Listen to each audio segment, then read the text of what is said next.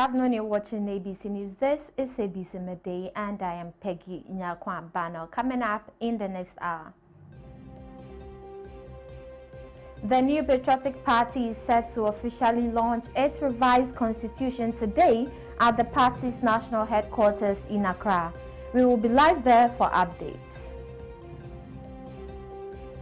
Technical University Senior Administrators Association of Ghana has declared an indefinite nationwide industrial strike starting today. We will bring you the why behind the strike. So to come beginning next year, consumers are set to pay an additional 15.9% for water and 9.8% for electricity, according to the latest adjustment by the Public Utilities Regulatory Commission.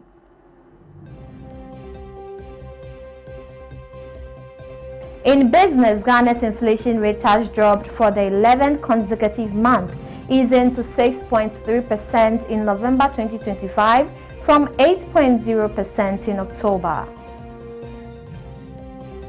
On the international front, Russian President Vladimir Putin met in the Kremlin with U.S. envoy and Donald Trump's son-in-law to advance peace efforts in the four-year Ukraine conflict.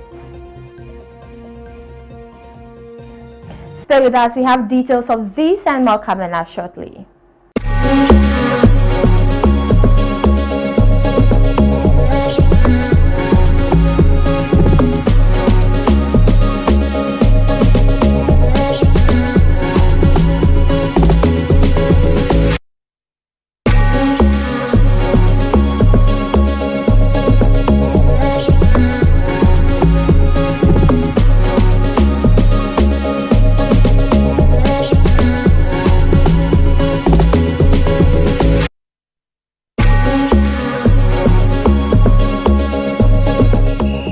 Playing for your country, enye easy. Scoring, enye easy. Winning, enye easy. You know what be easy now? Kibo 4-in-1 Gary mix. Aye easy. It gets everything inside. Gary, creamer, sugar, roasted groundnuts. Just add water. Sharp my soakings make ready. Taste and energy.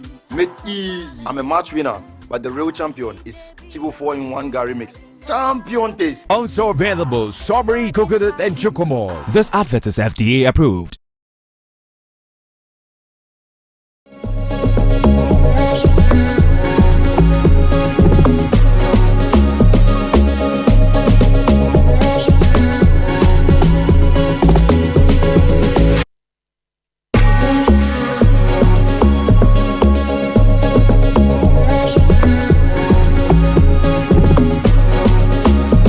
You're watching ABC Midday News live on ABC News Ghana television. We're streaming live on Facebook at ABC News GH_. Now to our stories. The New Patriotic Party is set to officially launch its revised constitution today at the party's national headquarters in Accra. Security arrangements have been heightened ahead of the event, with party security directing the movement of vehicles and ensuring orderly parking within and around the premises. Attendees, including former Presidents Nana Addo Dankwa Akufo-Addo and John Agyekum Kufuor, national executives, regional representatives, members of parliament and party delegates, are expected to arrive early as part of measures to guarantee a smooth and well-coordinated program. This amendment process marks a significant moment in the party's internal restructuring, aimed at strengthening its electoral procedures and broadening participation ahead of future primaries and national activities. The launch will outline key changes within the party's constitution, including reforms to the electoral college and voting rights for certain categories of party members. Stakeholders say the amendments are intended to enhance transparency, improve internal democracy, and consolidate party unity.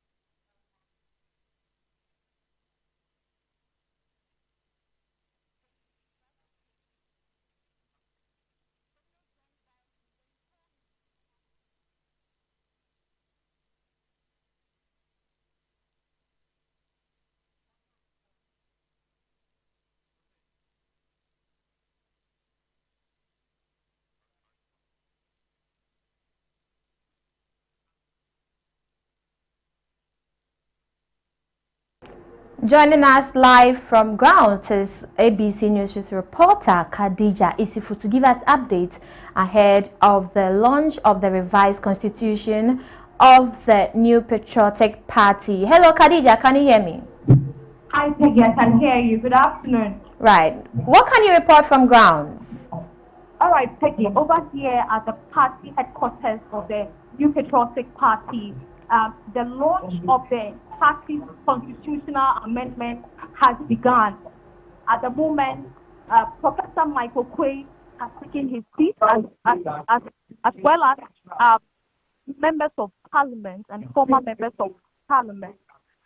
We all know that the party's decision to amend the constitution is to keep the party's electoral college so that the voting right is able to reach grassroots so that their voices are going to be heard as far as selecting members of parliament and presidential candidates is concerned. Peggy. Khadija, what is the atmosphere like? Is it charged, and what's the security situation there like?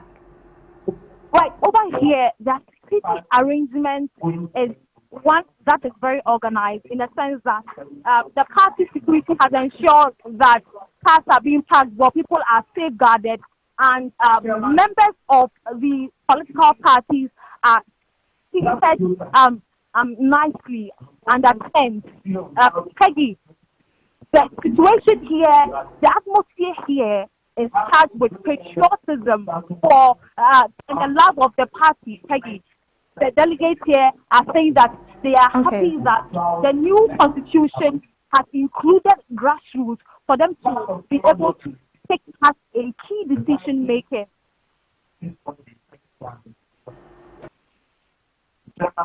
Khadija, can you hear me? Yes, Peggy, I can hear you. Right. How many supporters and executives of the party are there?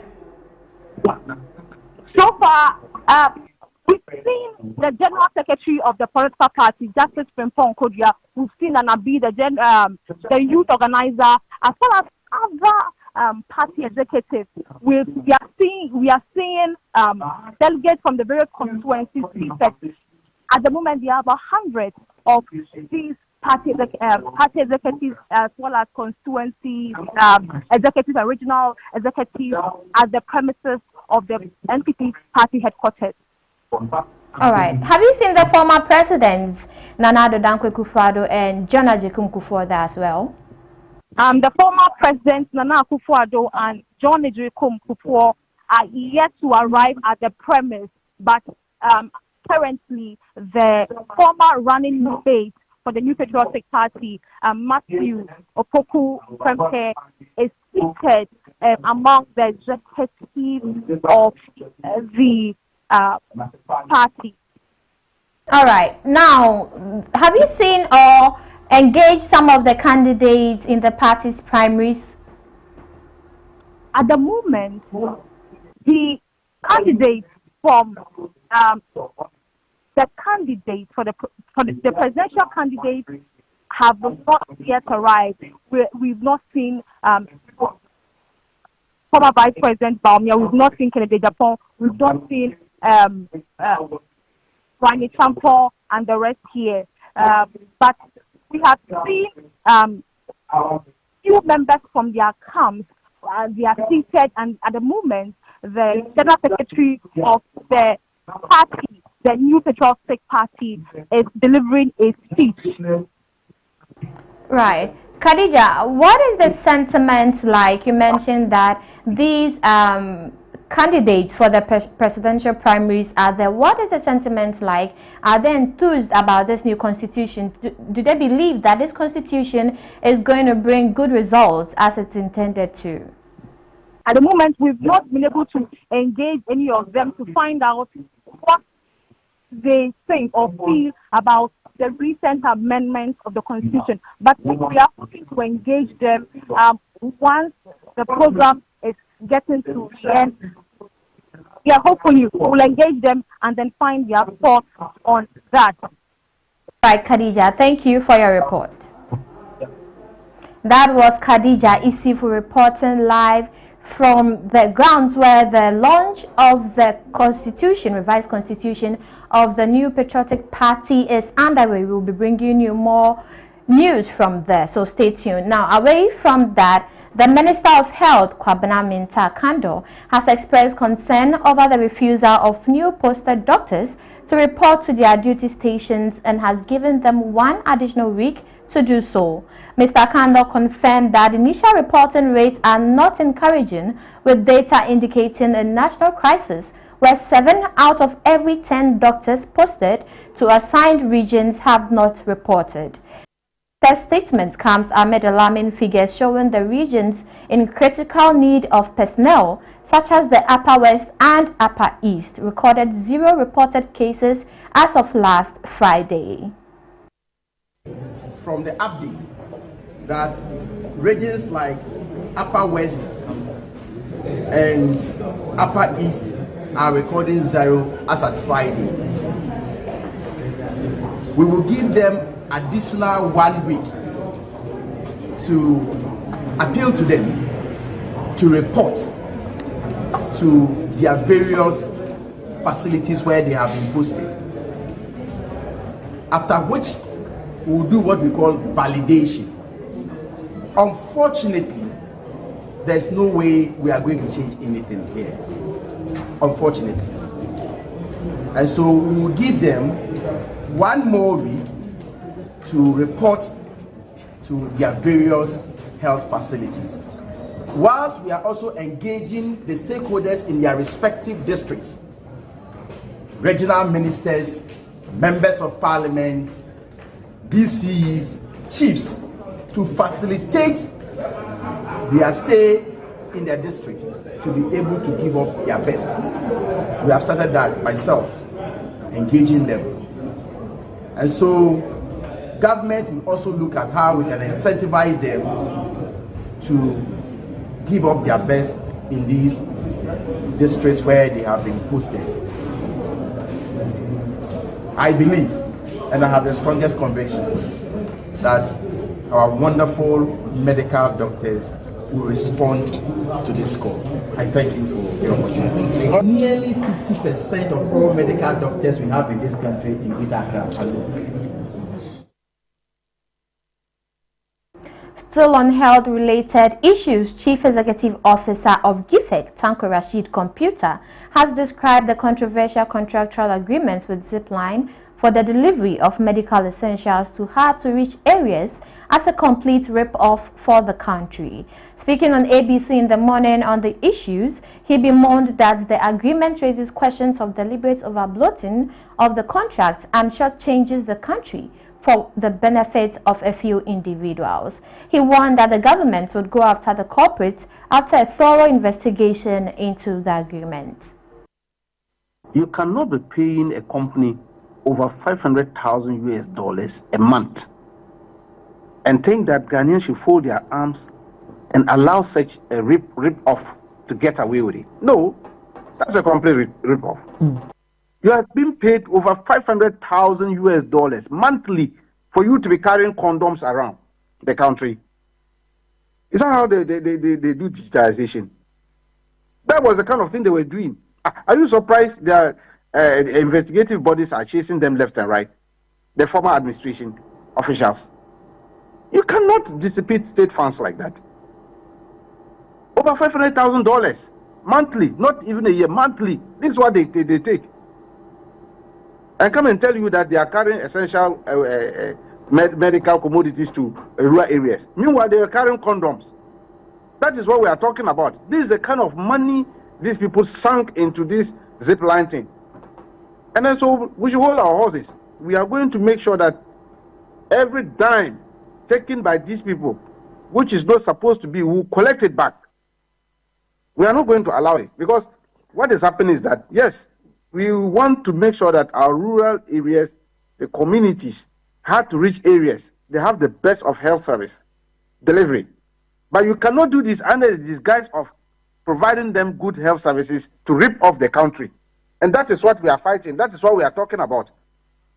People will use this kind of jargons to rip off the country And because we want to carry essential medical commodities to the rural people, they are carrying this, they are carrying that, and therefore what they are doing is essential. But behind it, it's a wolf. Now, former Member of Parliament for Anyaso Utum, Dr. Dixon Adumakukisi, has cautioned the Health Minister, Kwabena Minta Kando, to be circumspect with his commentary on the zipline contract controversy so as to not cause foreign investors in the health and other sectors to flee the country.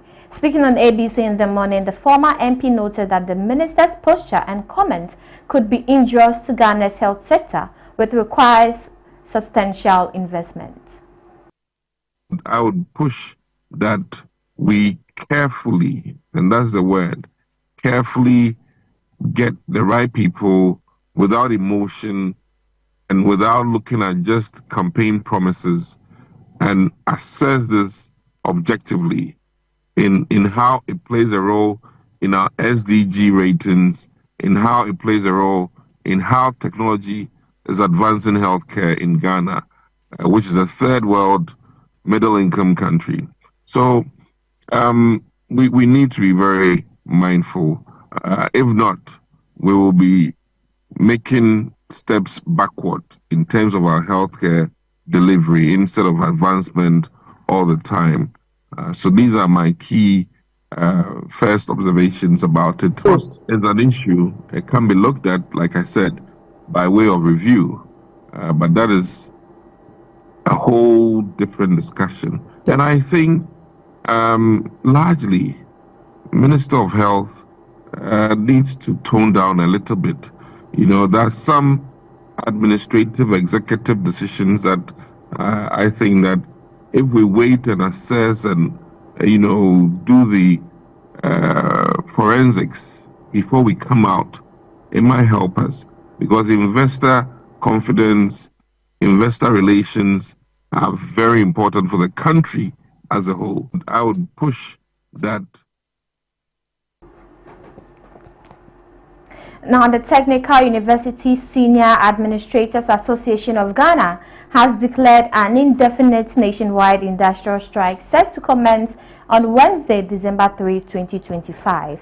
The action follows what the association terms a blatant breach of agreements by the government concerning the payment of a negotiated one-time research allowance that has been outstanding for nearly 17 months. The strike will result in the complete withdrawal of administration of services across all 10 technical universities, immediately stalling essential functions critical to the running of the academic year, including admissions, examinations, and finance. The core of the industrial action stems from the government's persistent failure to disburse the allowance, which TUSAG members were expecting following an agreement reached on July 10, 2024. According to TUSAG, the allowance is not a discretionary bonus but a contractual obligation. The continued non-payment, the association says, constitutes a blatant breach of agreement and demonstrates a lack of respect for the essential contribution of administrators to tertiary education in Ghana.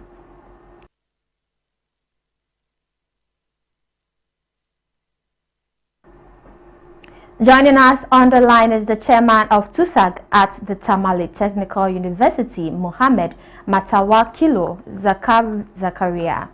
Good afternoon, sir, and thank you for joining us. Good afternoon to you, and let me take this opportunity to say a very good afternoon to your many listeners across the country. All right, please, I'd like you to correct me on how to mention your name. My name is Mohammed Matawakilo Zakaria. All right. Thank you for your correction. Now, thank you. Right. What failed engagements has led you to finally declare an indefinite nationwide strike after waiting for 17 months for the one-time research allowance? Once more, let me say a very good afternoon to you, to your many listeners, and to say that the agreement began as far back as November 2022 and was signed in 2024 July. The agreement was simply an addendum to a previously signed collective bargaining agreement between TUSAC and government. Amongst the items government was supposed to honor was a one-off payment of research allowance to senior members that had previously conducted some research work.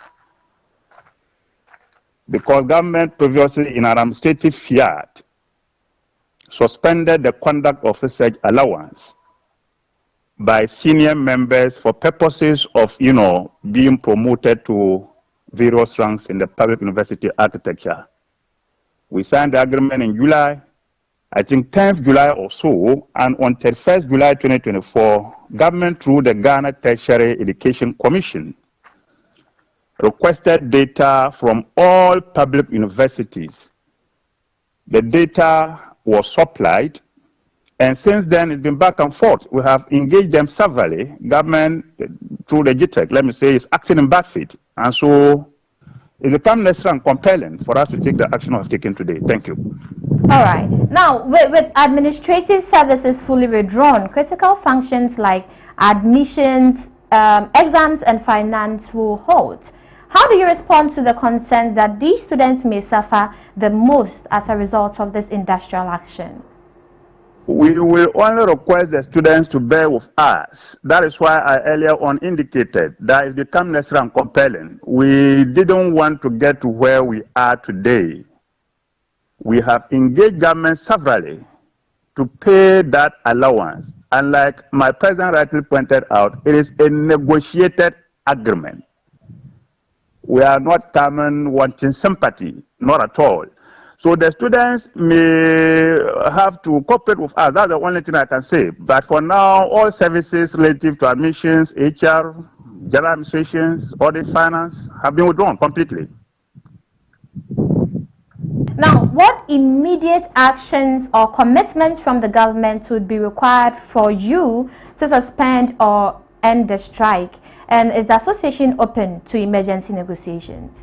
We expect government to tell us specifically when the payment will be honored. We have done our part of the agreement. We have supplied the data GTEC requested. We have done our part. That is the only thing I can say. For now, what we want government to do is to tell us, on this day, we will give you your money. And that one too must be documented for us to be convinced that government truly will walk the talk before we can get back to work. All right, Mr. Zakaria, what would be the comeback? Or what would make you come back? Comeback hinges on the payment. Until the payment is honored, I'm sorry, we cannot come back. Thank you for your time this afternoon, sir. Thank you so much, madam. Right. That was chairman of TUSAG at the Tamale Technical University, Mohammed Mutawakilo Zakaria.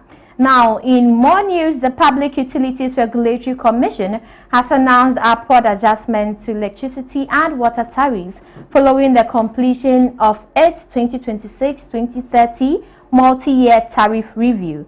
The new rates take effect from January 1, 2026. According to the PURC, electricity tariffs for all customer categories will rise by 9.86%. The Commission says the adjustment reflects the investment needs of power utilities, expected generation inputs, and macroeconomic indicators such as inflation, the CD-US dollar exchange rate, and the cost of natural gas. Water tariffs will increase by 15.92% over the period of 2026 to 2030. The adjustments, according to the PURC, is based on projected production and sales volumes, non-revenue water levels, expected capital investment requirement, and prevailing macroeconomic conditions. The review also covered operational expenses and the regulated assets base of utilities for the next 5 years.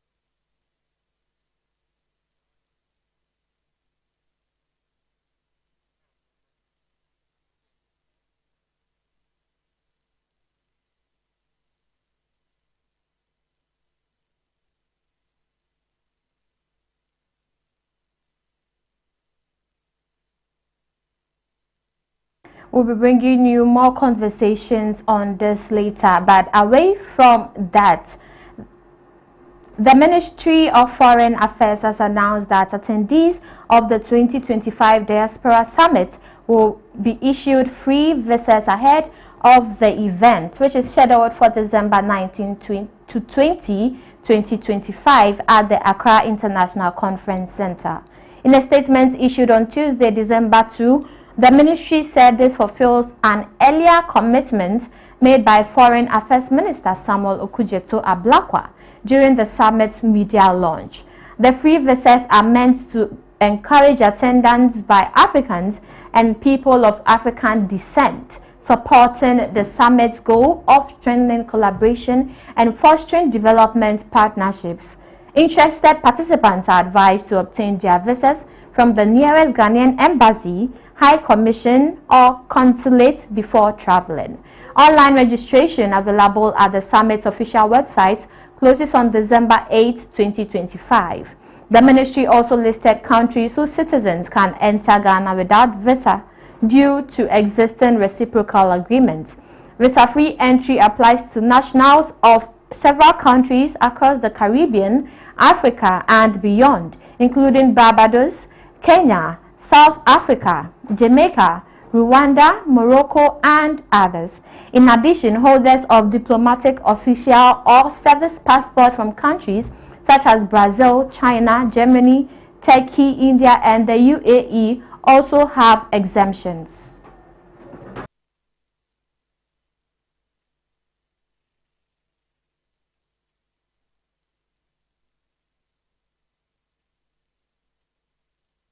We'll take a quick break here. We'll bring you more news after.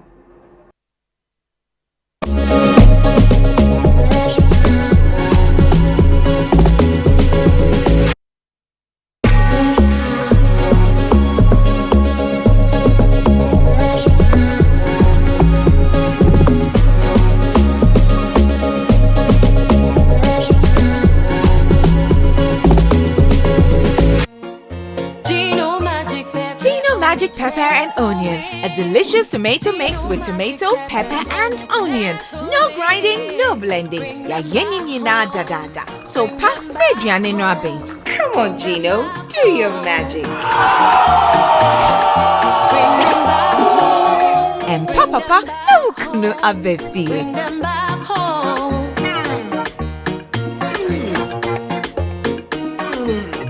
Tasty magic.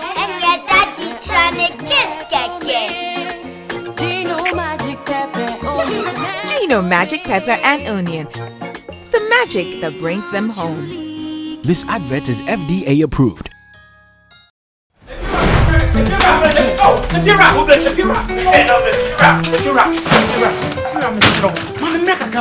Rent back with the beer open.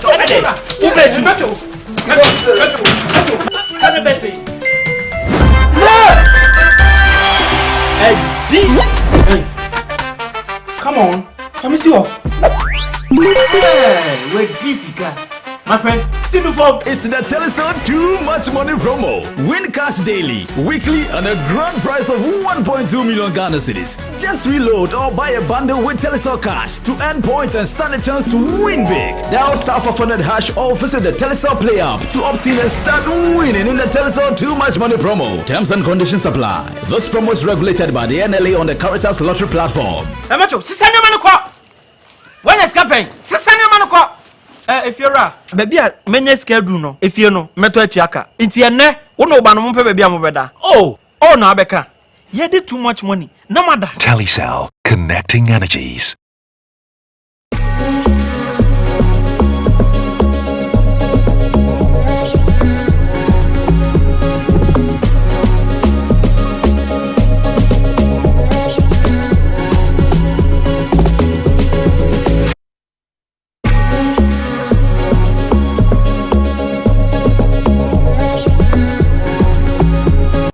Welcome back from the break. You're still watching ABC Midday News here on ABC News Ghana Television. We're streaming live on Facebook at ABC News GH_. Let's go back to our earlier story where the Public Utilities Regulatory Commission has announced an upward adjustment to electricity and water tariffs following the completion of its 2026-2030 multi-year tariff review. Joining us on the line is Head of Research at the Chamber of Petroleum Consumers, Paulo Fori, to have further conversations on this. Good afternoon, sir, and thank you for joining us. Good afternoon, Peggy. Thanks for having me. Right. First of all, I want to pick your thoughts on the justifications the PURC is given with regards to this upward adjustment. Very well. Once again, good afternoon to viewers. To set the ball rolling, Peggy, the Act of PURC 1997, Act 538, mandates clearly the PURC to do what it has just done yesterday by publicly announcing that it has reviewed the multi-year quarterly review, or if you like, and that from January 2026 to 2030, it is adjusting electricity prices to the tune of 9.8, and then water tariffs to 15.9. With that said, yes, it is justified by way of their provisions and the act that sets them up.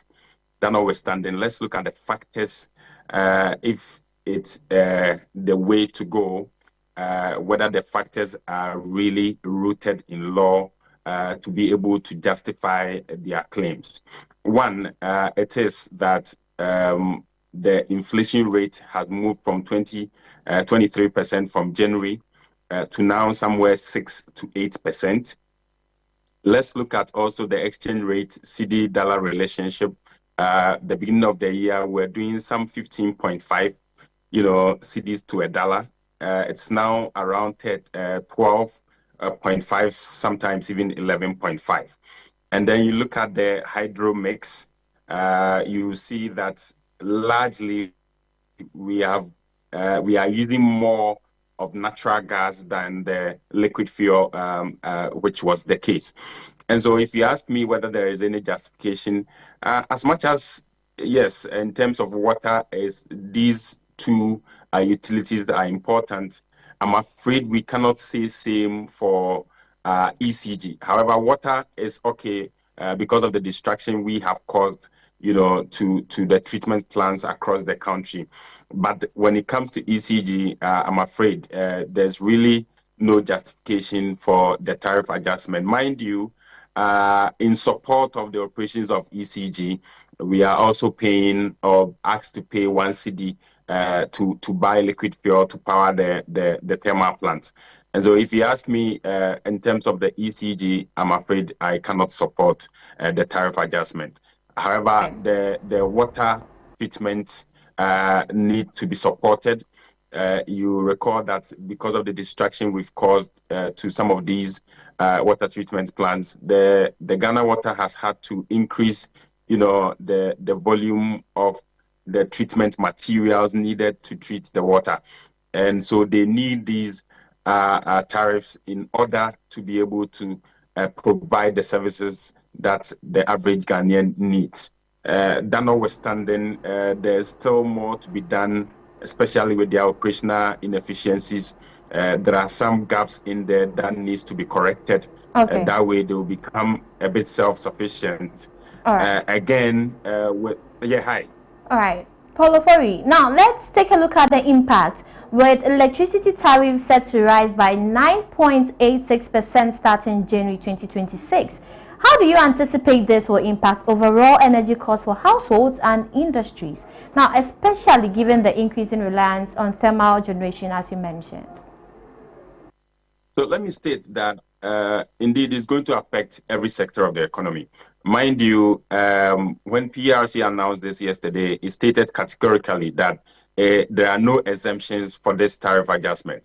It means that all users are going to be affected by this tariff from January. Again, let us also put them in proper perspective that this is not just the end of the tariff that we are going to be paying in 2026. This and the quarterly adjustment will follow. So this is just for the capex, that is the capital expenditure of the utility companies. And so every quarter, the review will also follow suit. And so let's allow the public to know that this is not going to be the end of the tariffs that we'll be paying, but come March, April there, another tariff will be coming their way for them to pay as well. So yes, it is going to have a big, impact on consumption, especially when you want to compare in terms of the output of industry. Ghana, perhaps if you would like to compare that to, say, Burkina Faso or Cote d'Ivoire or even China, most of the companies have even relocated because of the cost of doing business in Ghana. If an individual wants to, say, do a printing, instead of taking it to Newtown or Circle thereabout to get a printing done, he or she will prefer to do that, in China. You compare the cost of importing the product from China and then the cost of doing that in here, you realize that the cost of doing the business in China is way lesser than doing in here, and it's not an incentive, for that small, medium scale business to thrive. So I have suggested that perhaps government should begin to take a second look at this quarterly review and the multi-year review. Let's situate it in that angle and see how feasible this is, how sustainable these tariffs adjustments have been.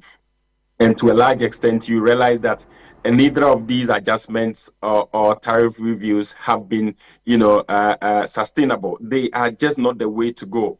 If it is the case that we want to make sure ECG stands on its feet, Ghana Water stands on its feet, perhaps let's look at other alternatives to circumvent these institutions. If we are able to introduce 1 cedi levy to support ECG, why not say extend same to other sectors of the economy? For instance, communication and the extractive sectors are there.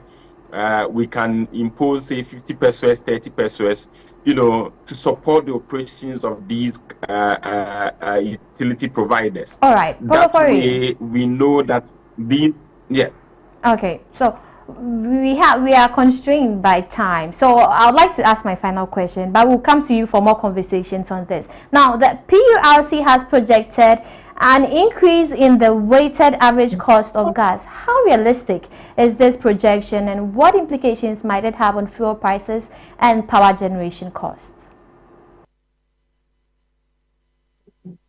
Okay, Peggy, so it's basically going to be the same. The effect will not be anything, the ordinary consumer cannot bear.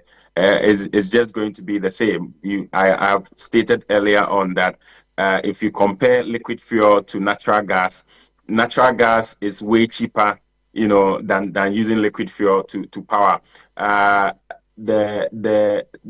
The second processing plant that is coming in is also going to support these operations, and then it is my hope and prayer that government will honor its obligation. It will not just be a lip service as always, but then it will be able to go ahead, show that level of commitment, and set up this processing plant. Again, government has said that it is setting up a Ghana-owned thermal plant that is just going to be using natural gas. These are things I believe it will go a long way in providing that needed security in terms of energy supply. And then, mind you, also government intends to rolling out this 24-hour economy. A lot of energy will be needed. So the weighted average, it's going to be minimal. So consumers should have no cause to worry at all. All right. Thank you for your time this afternoon, sir. That was Paulo Fori, Head of Research at COPEC. Now, away from that, chiefs and residents of Salma, a mining community in the Nzema East Municipality of the Western Region, are up in arms against Adamus Mining Company, accusing the firm of denying local youth employment and failing to honor its commitments to community development. At the press conference, aggrieved youth expressed frustration, claiming that despite years of operation in Salma, Adamus Mining has consistently overlooked qualified local residents in its recruitment process.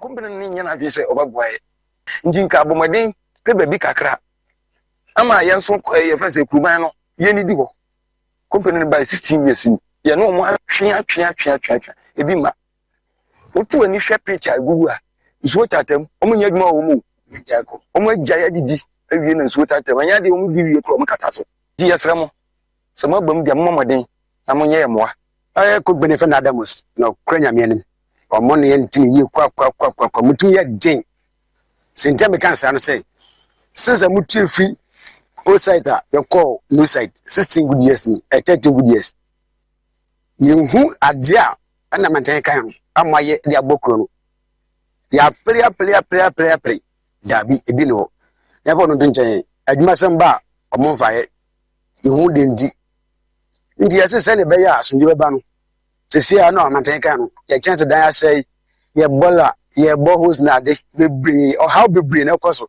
o wasa me kodie no se ne be ya ye nyina be tna asumje no mo mpe baby kakra mpo emaye na ye mfa ho ni di ye bi to ye chance apro ye pipe assessing ene ye bola etuni nye skadi machine ade apushi no ne bi di skabi dadaye e de en wo a ye nya kunu omo ba na amukọ nti enim sese adwuma ọha na se ye ma no ye boy ho ye adwuma na mema bi ntumi me dadaye e ma ye nya prowanyinsen ye nya yare bi ti se ace so because be ma no be dada no da unim yare a ye won ho a ye benya nti ye sese ma adwuma ne mra ha ma ye ne yenso ntumi nya bi enton ade se na be ye benya sika yenso ye de be.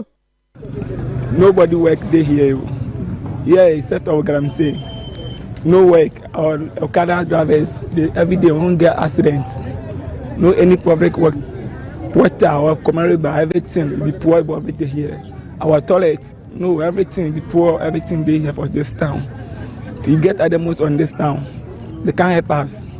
They need to give our one community money to help our area boys. So we get our fresher money to get our look out.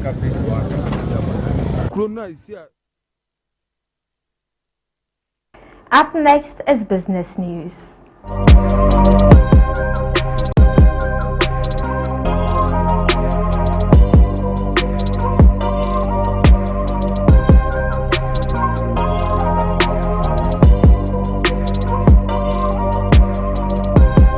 In the world of business, Ghana's inflation rate has dropped for the 11th consecutive month, easing to 6.3% in November 2025 from 8.0% in October, according to the latest Consumer Price Index report released by the Ghana Statistical Service. The government statistician Dr. Alhassan Idris, who presented the data in Accra, said the decline was driven largely by reductions in both food and non-food inflation. Overall, prices went up by 0.9% between October and November 2025. Food inflation fell sharply to 6.6%, down from 9.5% in October. Non-food inflation also dropped to 6.1% from 6.9%, while inflation in the services sector eased to 3.8% from 4.6%. Regionally, the Northeast region recorded the highest inflation rate at 12.3%, whereas the Savannah region posted the lowest at -0.02%. Inflation for locally produced items decreased from 8.0% in October to 6.8% in November 2025. Inflation for goods also slowed, declining to 7.3% from 9.3%. Businesses have been encouraged to take advantage of the lower inflation environment by investing in efficiency, strengthening local supply chains, reducing waste, and passing cost savings on the consumer where possible.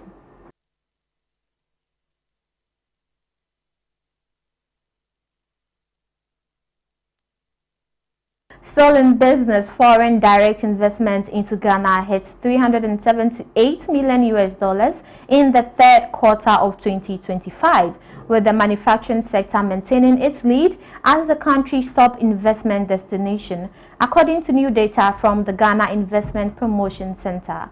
Almost all new capital inflows, $377.63 million, came from foreign investors, while Ghanaian investors contributed only $2.62 million, highlighting the country's strong dependence on external financing.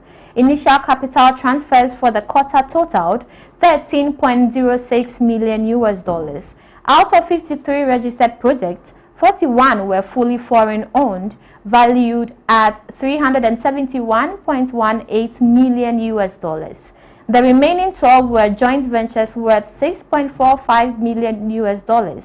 Manufacturing dominated activity, attracting 34 projects, far surpassing services, agriculture, general trade, and 1 project each in construction, export trade, and tourism.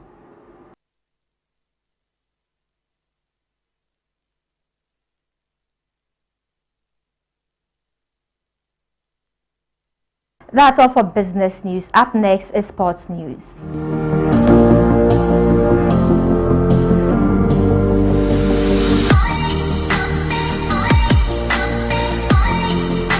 Introducing Betway's Bet Influencer, a groundbreaking feature where you can make money by just sharing codes. He just needs to share his codes and make money. The more his codes are used, the more money he makes. Oh yes, so what are you waiting for? Anyone can be a bet influencer. Share your codes and make money. Bet Influencer, another world first from Betway. This advert has been approved by the Gaming Commission of Ghana. Betway, get way more.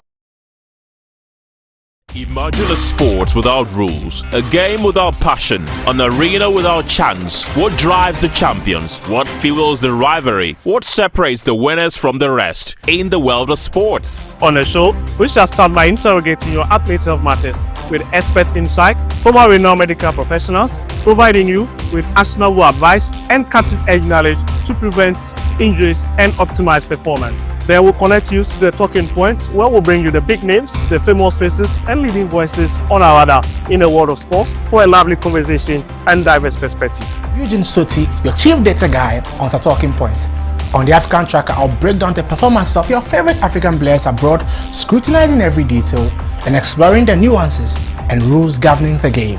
Meet us in your area for Area Take as we plug into sports perspective and hear your thoughts on every play of the game. On Ghana Focus, we shall spotlight our domestic leagues and heroes of other sporting disciplines. I'm James Makion, your go-to expert for everything local. I'll review the fixtures from the locker room to the pitch and from the management to the fans. I've got you covered. Oh la la! Don't miss out on the double excitement. It's a fun pack, pulsating and complete wrap of everything in sports, from boxing to football, tennis, NBA and more. Sports World on ABC with Victor and the team as every Wednesday from 7 to 8 p.m. Sports World on ABC. Sports beyond borders.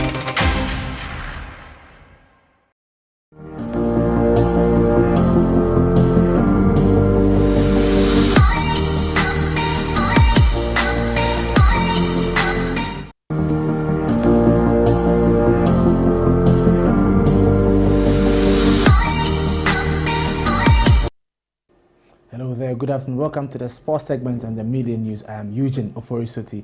Let's kick off with our first story, where Ghana's female national team, the Black Queens, were defeated by 2-0 by the Lionesses of England on Tuesday night at the St. Mary's Stadium in Southampton, England. Speaking to the press after the match, head coach Kamilas Bjorkegren said he was proud of his team's performance against one of the best women's national teams in the world. He noted that while the Black Queens may not have massive world-class players, they have a united squad willing to fight for the nation. As a coach, you always want to win, of course, but in the same time, we need to have in our mind that we are right now 67 in the ranking, and we're playing against England, that is potentially right now the best team in the world, and we do it in an away game. We are standing up, we are fighting for 90 minutes. I think that we can be really proud how we was performing in the game, how hard the girls worked, and overall I'm really happy.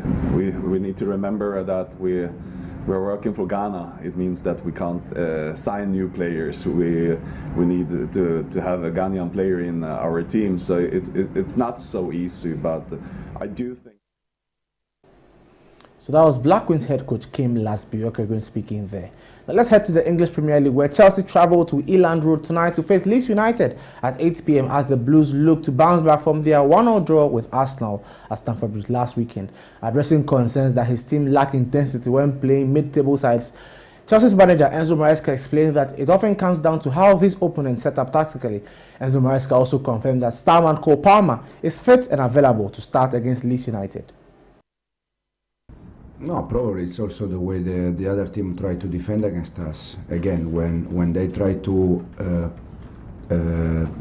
do high pressing, so that means that you have more space, you can run more because there is more space to attack. When they just sit back, there is not a lot of space to cover in terms of running in behind. So change a little bit. So I think personally, I think depends a little bit how the other team they behave. So I think this is the reason. He is available. The last game he was on the bench for sure. With 10 players was more complicated, for Cole, because now he needs to come back in terms of also fitness condition. He is available. He can start the game. The idea with him is. Away from Chelsea, Manchester City are closing in on Premier League leaders Arsenal, with the citizens now just 2 points behind the Gunners. Arsenal host Brentford tonight and have the opportunity to open a 5-point gap at the top of the Premier League table. According to Arsenal manager Mikel Arteta, his players are fully motivated and determined to get the job done against Brentford. Because our motivation comes from preparation and how we prepare for every game to try to be better than the opposition. And where we are in the league and what we are doing, I don't think we need any more motivation than that. Manage every case, every individual in relation to how they feel in the context of the matches, but just with the only purpose to have the best options on the pitch and to come to be better than the opponent. That's it. Because our motivation comes from preparation. Well, that's all the sports for now. I am Eugene Oforisoti. For more sports news, head to ABC News GH/sports. Remember that Sports World comes your way at 7 p.m. tonight. Remember to catch us up 7 p.m. tonight on Sports World. Well, that's all the sports. International news comes up next with Peggy.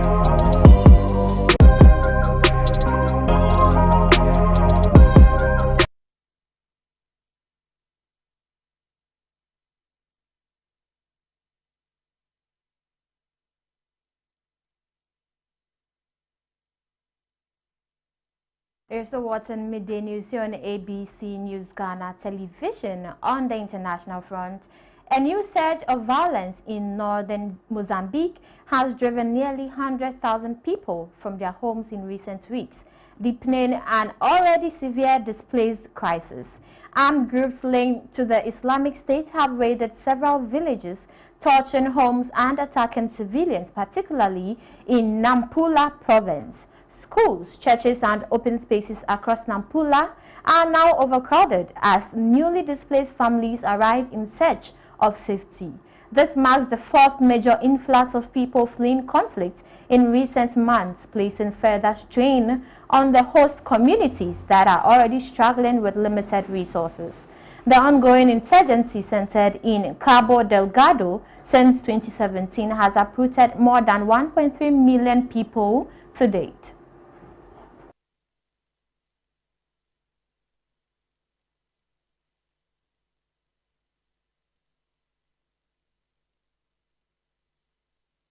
In more international news, Russian President Vladimir Putin met in the Kremlin with U.S. envoy Steve Witkoff and Donald Trump's son-in-law Jared Kushner on Tuesday, signaling a renewed attempt by Washington to advance peace efforts in the four-year Ukraine conflict. The discussions, which lasted several hours, were described by the Kremlin as constructive, with both sides agreeing to keep details confidential.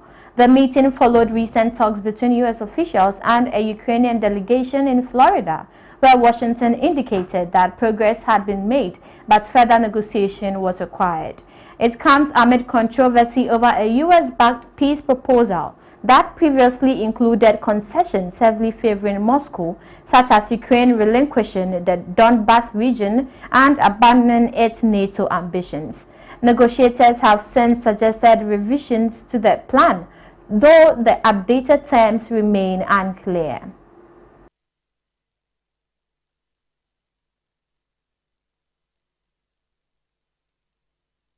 That is all for international news. Up next is entertainment news.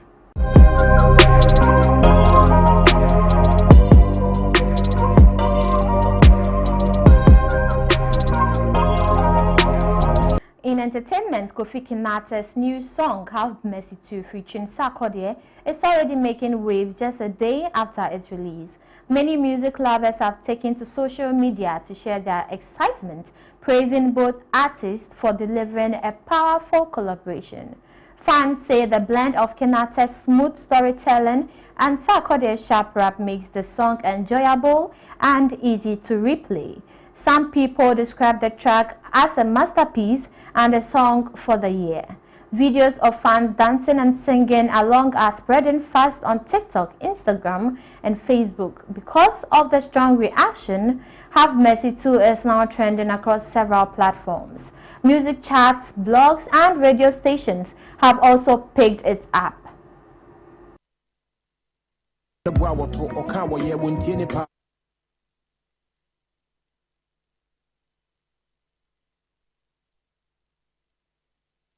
That is all for entertainment news, and that's how we wrap up ABC Midday News here on ABC News Ghana Television. We stream live on Facebook at ABC News GH_. For more news, log on to our website at www.abcnewsgh.com. I am Peggy Nyakwambano. Enjoy the rest of your day.